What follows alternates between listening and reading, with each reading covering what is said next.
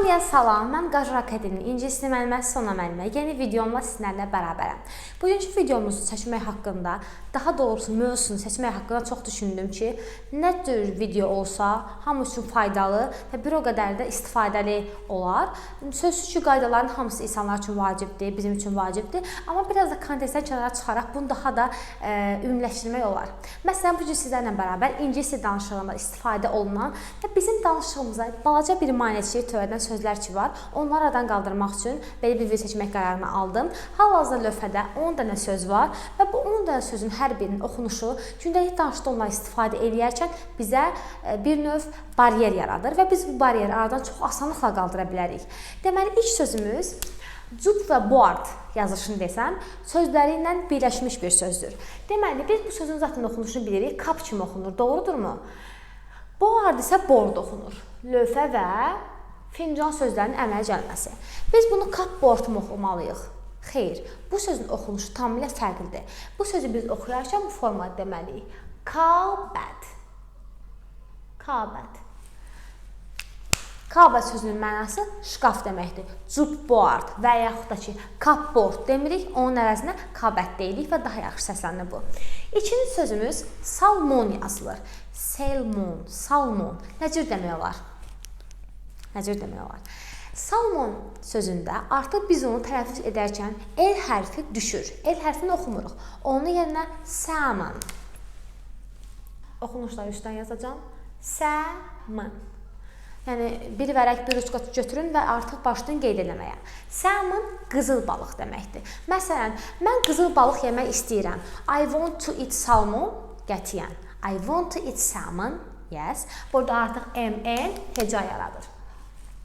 Növbəti sözümüz, deməli, biz şimali, qərbi və yaxud da şərqi deyərkən tələffüzü bu cür edirik. Məsələn, şərqi, eastern, eastern deyə biliriksə, onda yaxud da şimali, northern. Northern deyə bilirəmsə, eastern deyə bilirəmsə, bəs nə üçün southern demirəm ki? Deyim də southern. Qətiyyən demirik. Deməli, cəhətlərdən birinə bu sözdür ki, oxunuş tamamilə fərqlidir. Necə oxumaq lazımdır bunu? Saffron. Necə oxumaq lazımdır? Saffron. Məsələn, Cənubi Amerika. Saffron America. Saffron America. Növbəti sözümüz almond. Almond mu deyim? Ay, qələm düşmüşdü. Salmon sözünü keçsək. Almond. Almond mu deyim? Almond mu deyim? Nə cür deyim bunu? Badam sözü nə cür demək olar? Deməli, bu sözü artdırmaq üçün iki lüğətdən istifadə etmək lazım oldu mənim üçün. Bir British aksenti və bir dənə də Amerikan aksenti. Bilirik ki, sözlər British və Amerikan aksentində tamamilə fərqli və yaxud da eyni oxuna bilər. Deməli, bu söz iki cür oxuna bilər. Amerikalılar oxuyarkən, tələffüz edərkən bu sözü el hərfini çox cüzi bir formada deyirlər. Məsələn, almond. Almond. Almond. Amma British aksentində el hərfi qətiyyən deyilmir. Almond. Almond. Növbəti sözümüz isə iron. Bu sözü bilirik. Iron mı deyək? Necə tələffüz edək bu sözü? Iron. Iron. A-U-R-N. Iron.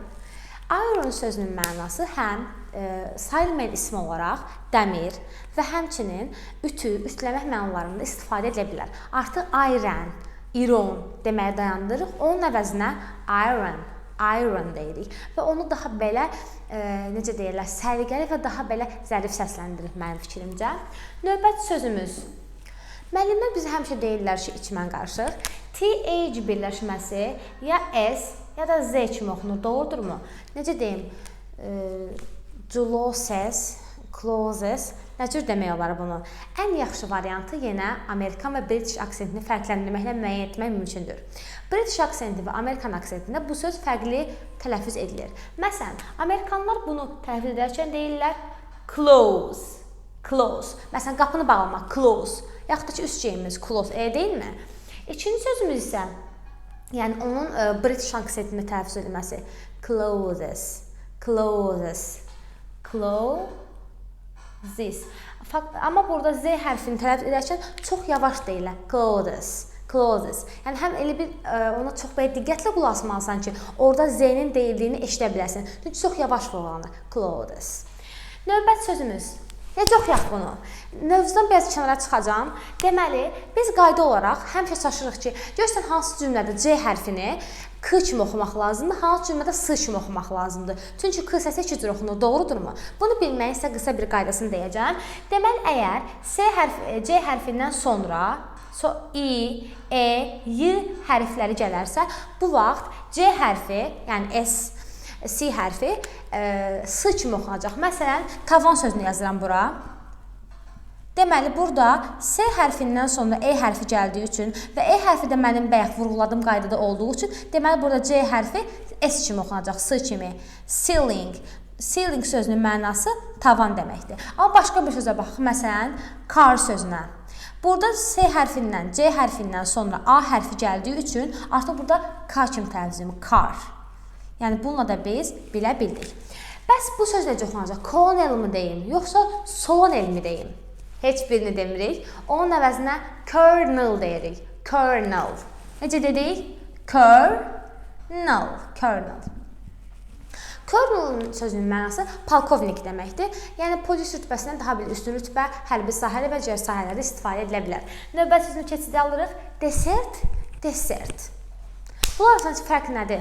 Vurğularında çox böyük fərq var, mənalarında çox böyük fərq var. Məsələn, əgər biz hər hansısa bir ölkə getmişik, demək istəyirik ki, məsələn, mən şirniyyat yemək istəyirəm. Yeməkdən sonra şirniyyat yemək istəyirəm. Əgər mən desəm ki, I want to eat dessert, mən belə baxacaq, sən səhra yemək istəyirsən.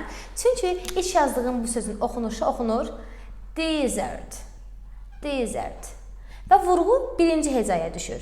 Bu sözün mənası səhra deməkdir. Səhra. Məsələn, səhra olacaq desert. Bir S-dən yazılan. Bəs bu necə olmalıdır?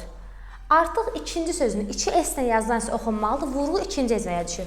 Olacaq dessert.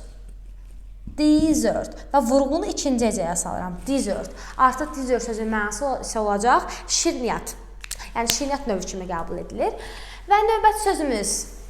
Yenə bu növbət sözümüzü hamı baxır və hamı ekrandan məncə bunu deyirsiniz də. Library. Library-də mən razıyam. Mən özüm library istifadə edirəm. Library sözü Amerikan aksentindədir. Amma British aksentində bunu library olaraq tələffüz edirlər. Necə tələffüz edirlər? Library olaraq tələffüz edirlər. Yəni, British aksenti library'dir, Amerikan aksenti bizim istifadə etdiyimiz kimi, yəni böyük bir kütlənin library. Növbəti sözümüz isə, yəni burada müəllimlər bizə deyirlər ki, biz sizə öyrədirik ki, ch kimi oxunur, doğrudur, ç. İndi mən bunu necə oxunuyum? Chaos kimi oxuyum. Xeyr, bu sözün oxunuşu biraz fərqlidir. Mən də bunu ilk öyrənəndə fərqli səslənmişdim mənə görə. Belə qəribə hiss etmişdim ki, bu söz necə belə oxuna bilər. Amma biraz araşdırdıqdan sonra gördüm ki, yox, mən səhv deyirəmiş indiyə qədər. Bu sözün mənası xaos, qarışıqlıq deməkdir. Necə deyərəm? Mən qarışıqlıq xoşlamıram. I don't like nöqtələr. Chaos mu deyim, yoxsa doğru oxunuşunu sizlə paylaşıram. Bu sözün doğru oxunuşu olacaq chaos. Chaos. Deməli, I don't like chaos. Mən qarışıqlıq sevmirəm. Videomuz bu qədər idi. Ümidvaram hər biri üçün faydalı bir video oldu. Qeydlərinizi aparmağı ümidvaram yadınızdan çıxartmamısınız. Növbəti videolarımızda görüşmək ümidi ilə sağ olun və bunu da unutmayın. Kanalımıza like atmağı və abunə olmağı unutmayın. Görüşəndək.